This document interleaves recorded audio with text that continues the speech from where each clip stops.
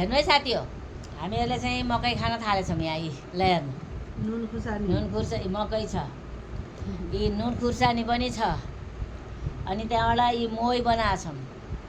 मोहीको चाहिँ नि हाम्रो मोही पार्ने ठेकी चाहिँ यो छ, हेर्नु साथी हो।